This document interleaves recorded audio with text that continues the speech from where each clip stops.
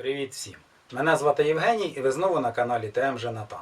Друзі, після витримки домашніх міцних напоїв у дерев'яній діжці ми його зливаємо у будь-який підходящий бутиль, де напій буде відпочивати від бочки протягом 2-3 тижнів. Тільки після цього його можна розливати по пляшкам, закорковувати, клеїти етикетку і презентувати друзям. Як ви вже могли бачити у попередньому відео, я злив із шовковичної бочки виноградну чачу, яка там витримувалася протягом 6 місяців, ось у такий скляний бутиль. І після витримки виноградної чачі в бочці шовковиці на виході я отримав чудовий і ароматний домашній напій із міцністю близько 47%.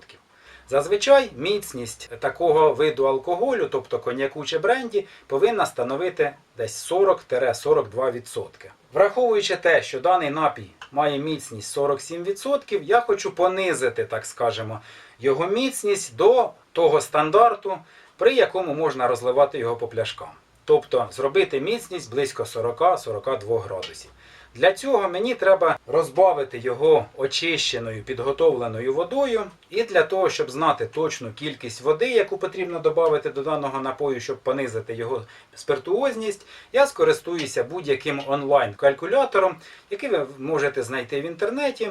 Тобто забиваємо в інтернеті в рядок пошуку калькулятор розведення спирту водою, вам дає купу результатів, берете будь-який підходящий калькулятор і вводите об'єм напою, початкову міцність і ту міцність, яку ви хочете отримати. Нажимаємо порахувати і вам видасть точну кількість води, яку потрібно додати до напою, щоб отримати ту міцність, яку ви бажаєте. Друзі, щоб провести розрахунки точної кількості води, яку потрібно додати до даного напою, мені потрібно заміряти початкову спиртуозність на даний момент. Тобто на момент зливання з бочки температура в приміщенні була одна, температура була досить високою, мабуть 28 чи 29 градусів. Показники спиртометра потрібно було коригувати. Зараз температура в приміщенні рівно 20 градусів. Тобто, використовуючи ось такий лабораторний спиртометр, яким я користуюся, тут є таке основне правило, що показники будуть саме точні при температурі навколишнього середовища 20 градусів. І зараз я відділю невелику кількість напою ось в таку пробірку, виміряю початкову спиртуозність, а тоді за допомогою онлайн-калькулятора розрахую точну кількість води, яку потрібно додати, щоб отримати спиртуозність близько 40-42 градусів. Для початку я відділю невелику кількість напою у меншу ємність.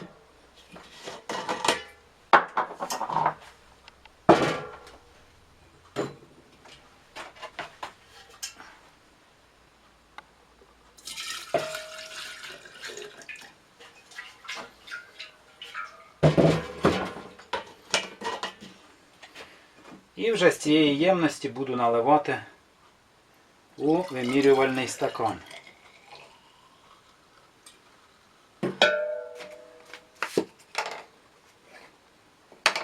Тому що з великого бутиля наливати в таку маленьку ємність досить незручно. Друзі, як я вже казав, міцність даного напою становить близько 47, навіть 48%. Вводимо в рядку пошуку калькулятор розведення спирту водою.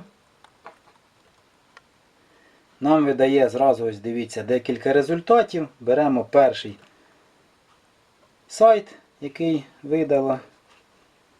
І ось тут видає таку табличку, де потрібно ввести вихідні дані. Тобто це початковий обсяг спирту, міцність початкового обсягу і необхідна міцність. Знаючи, що в мене в цьому бутилі знаходиться 14 літрів напою, міцність становить 48%, необхідна міцність ставимо 42%. І натискаємо порахувати. Необхідно додати 2 літра води. Є одне дуже таке важливе правило. При розведенні будь-якого спирту водою нам потрібно спирт вливати в воду, але не навпаки. Щоб не погіршилася якість напою, його смакові та ароматичні якості, нам потрібно в чистий бутиль налити розраховану кількість чистої води і тільки тоді туди додавати наш міцний дистилят. Після того, як ви виміряли спиртуозність міцного напою на даний момент, розрахували точну кількість води, яку потрібно додати, беремо чистий підготовлений скляний бутиль,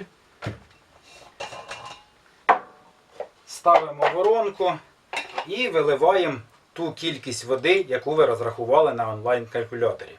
Як ви вже бачили, мені потрібно до даної кількості напою додати 2 літри води, ось 1,5, і в оцій баночці ще пів-літри очищеної демінералізованої води. Я виливаю дану воду у чистий скляний бутиль.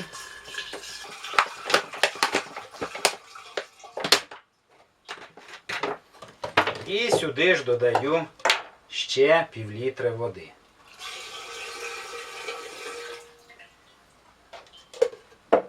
Заливши воду, заливаємо нашу виноградну чачу.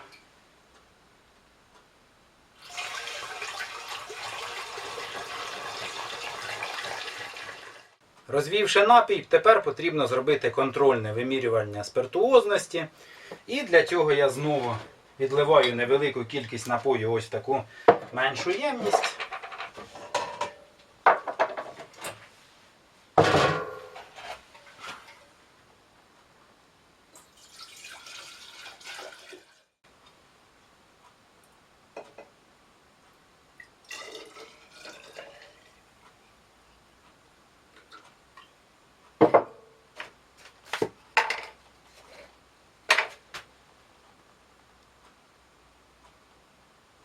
І тепер ви можете бачити, що спиртуозність даного напою становить 42,5%.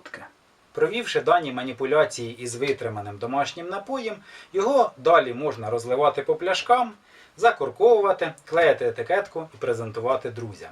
Для бутилювання своїх домашніх напоїв я використовую скляні пляшки об'ємом 0,5 літрів. Вони приходять мені ось в таких запаяних ящиках.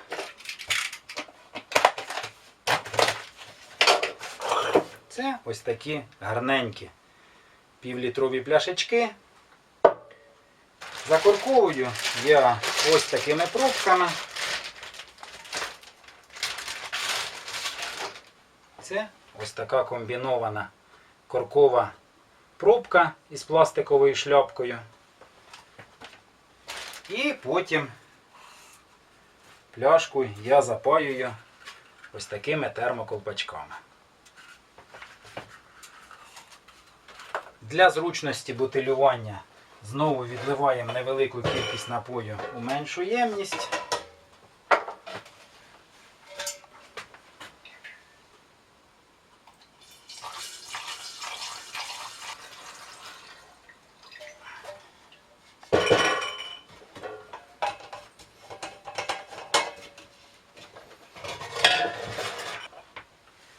І вже з даної ємності проводимо розливання напою по пляшкам.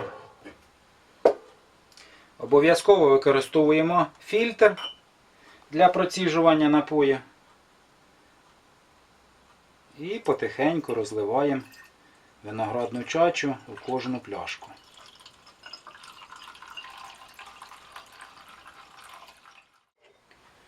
Після розливання виноградної чачі по пляшкам кожну пляшку потрібно закоркувати.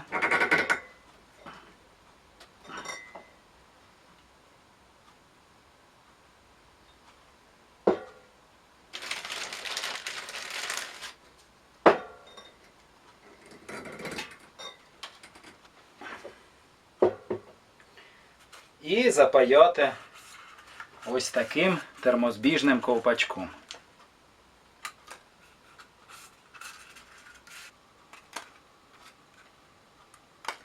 Далі я запаюю термозбіжні ковпачки за допомогою будівельного фену.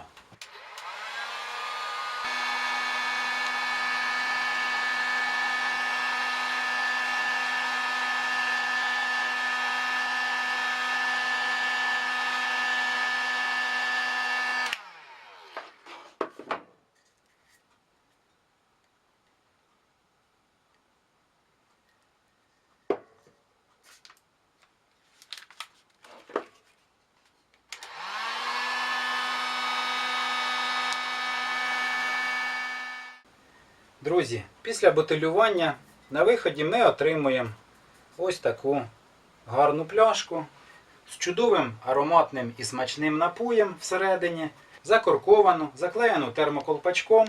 І для фінального оформлення пляшки з домашнім напоєм потрібно наклеїти етикетку. І для таких цілей я використовую ось такі етикетки, на яких вказано, що в даній пляшці розлитий виноградний бренді, міцністю 42%, витриманий в бочці з шовковиці і пляшка об'ємом 0,5 літрів. Макет даної етикетки розробляють на моє замовлення в типографії. Після погодження макету я замовляю певну кількість етикеток. Враховуючи те, що я виробляю досить небагато міцних напоїв, знайти типографію, яка згодиться виробити таку невелику кількість етикеток, досить складно. Але ж, як то кажуть, хто бачить мету, не бачить перешкод. Хто ставить перед собою певну мету, впевнено йде до її виконання, той завжди отримає позитивний результат.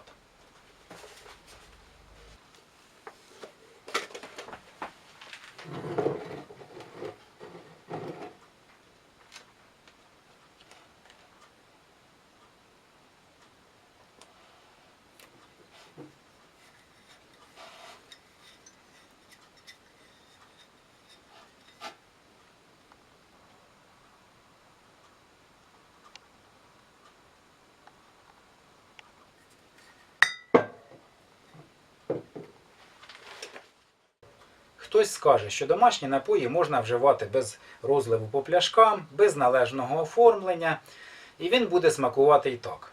Все вірно, але ж я роблю досить небагато міцних напоїв і хочу, щоб презентація моїх напоїв, які зроблені своїми руками, була гарною і вишуканою.